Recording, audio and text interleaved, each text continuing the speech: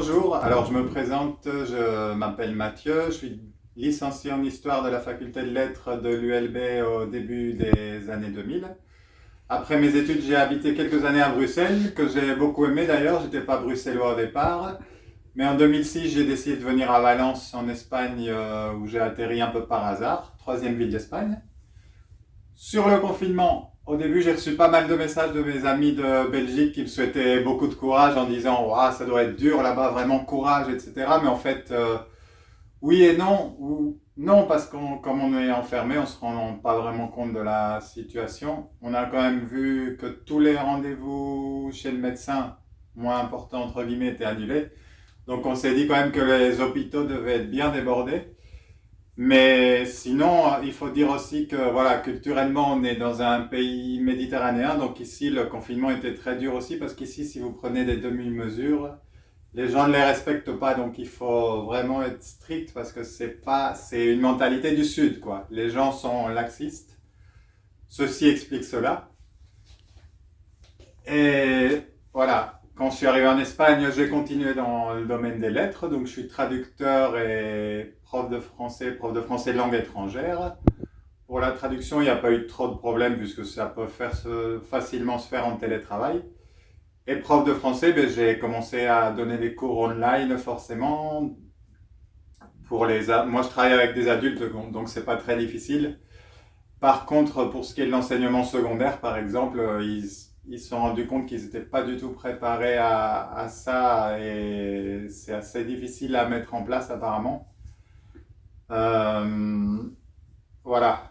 Mais bon, je me plains pas, j'ai eu pas mal de chance parce que l'économie espagnole tourne, comme vous le savez sans doute, surtout autour du tourisme.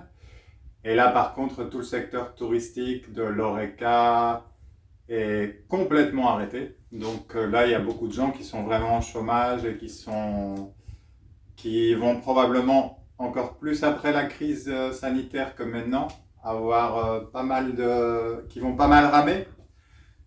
Donc on sait qu'après cette histoire du Covid, on va sans doute avoir une grosse rechute de la crise économique d'il y a une dizaine d'années dont on n'est jamais vraiment sorti en Espagne d'ailleurs. On n'en était pas vraiment sorti, ça a toujours été... On en paye toujours un peu les conséquences.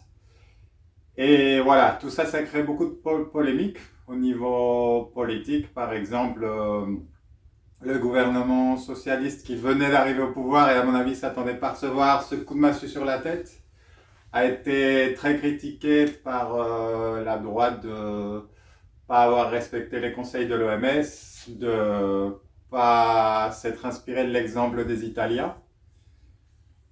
Et voilà, comme ici la société est encore très polarisée, donc c'est blanc ou noir, vous êtes de gauche ou de droite, mais il y a pas des partis modérés ou des gens qui sont modérés, donc c'est un camp critique toujours l'autre et vice-versa. Les critiques sur le gouvernement sont justifiées. Par contre, la gauche, elle disait que voilà, si c'était la droite qui avait été au pouvoir, ça aurait été encore bien pire que ça. La droite et l'extrême droite aussi sont très critiquées pour diffuser beaucoup de fausses informations, donc de fake sur les réseaux sociaux. Et c'est justifié parce qu'ils le font vraiment dans certains journaux importants aussi comme El Mundo. Donc des fakes que les gens prennent au sérieux et qui créent quand même pas mal de malaise après entre les gens. Donc il y a un an, on parlait beaucoup de la crise en Catalogne et aujourd'hui le sujet à la mode c'est le coronavirus. Mais sinon on s'ennuie pas trop. Ici les gens sont très sportifs, donc font beaucoup de vélo, de course à pied, de salles de sport. Donc les gens se sont mis à faire pas mal de sport à la maison simplement avec des vidéos YouTube. Moi j'ai retrouvé un home trainer pour vélo dans une vieille armoire, donc ça m'a permis de me maintenir en forme. Et on n'a pas trop eu la nostalgie ou la frustration de ne pas pouvoir sortir parce que le printemps a été très pluvieux, ce qui est rare ici parce qu'en général c'est un climat méditerranéen.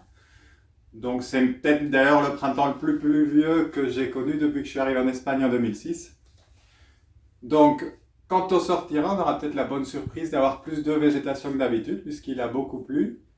Et aussi, c'est la troisième ville d'Espagne, Valence, entre 1 million et 1,5 million d'habitants dans toute l'agglomération, un peu comme Bruxelles. Donc la pollution a fait le confinement a fait que la pollution a sérieusement diminué.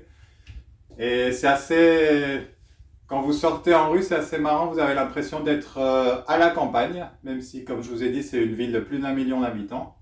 Ça sent la rosée du matin quand vous sortez, puis on sent l'odeur des fleurs comme si on était à la campagne. Donc ça, c'est un des points positifs du confinement. Et voilà, que dire de plus? Ben, bonne chance à tous en Belgique. Et puis comme on va terminer en musique, comme le dit la chanson officielle et officieuse du confinement 2020 en Espagne, je résisterai.